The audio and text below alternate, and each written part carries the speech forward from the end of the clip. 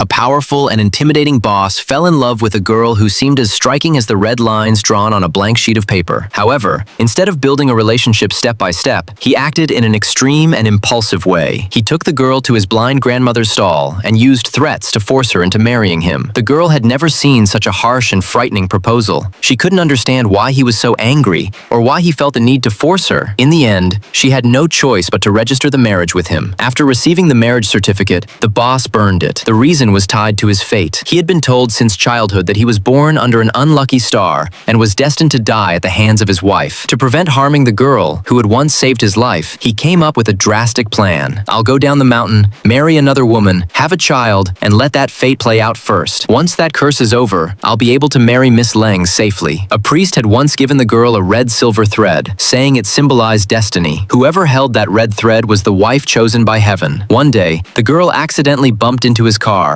leaving a red mark shaped like a thread. The boss immediately believed she was his destined partner. On their wedding night, he went to her room. The girl confronted him. "Why did you force me to marry you? If you won't explain, then come with me to cancel the marriage. Otherwise," she pointed an unloaded gun at him in desperation. Unfazed, he disarmed her, and they remained husband and wife. Believing her life might be short because of his fate, he tried to compensate her by giving her an unlimited black card, but she refused it and made two conditions instead. He must never harm her grandmother. She would continue her education. When he asked what she wanted to study, she said medicine. If scientific progress advances even a little, it can extend human life by 0.1 years. If that happens for everyone, it would be incredibly meaningful. Her sincerity left him speechless. Meanwhile, at the temple, there were 3 lamps tied to her life. The first would be extinguished after marriage, the second when she became pregnant, the third would determine her final fate. As he prepared to extinguish the first lamp, he noticed a ginseng flower in her hair and remembered that she had saved his life near a ginseng tree when they were children. From that moment, he decided that no matter the cost, he wanted to be with her. He extinguished the first lamp. Rumors soon spread that he had died, just like his parents. When he was young, a fortune teller predicted misfortune, so his family locked him away in a temple, believing he was a disaster. That childhood shaped his extreme personality. The girl began to see him as someone deeply hurt rather than simply cruel. Time passed and she became pregnant. At a class gathering, former classmates tried to humiliate her and treated her disrespectfully. Before things escalated, the boss arrived with his bodyguards and intervened. Later, he scolded her for not calling him when she was in danger, then realized he had been too harsh. To make up for it, he gave her a pair of large diamond rings, and they exchanged them sincerely. However, the priest warned that extinguishing the second lamp could bring a serious blood-related calamity upon her. One night, she went to the temple to pray for her unborn child. When the priest saw her husband's name written down, he became visibly shocked.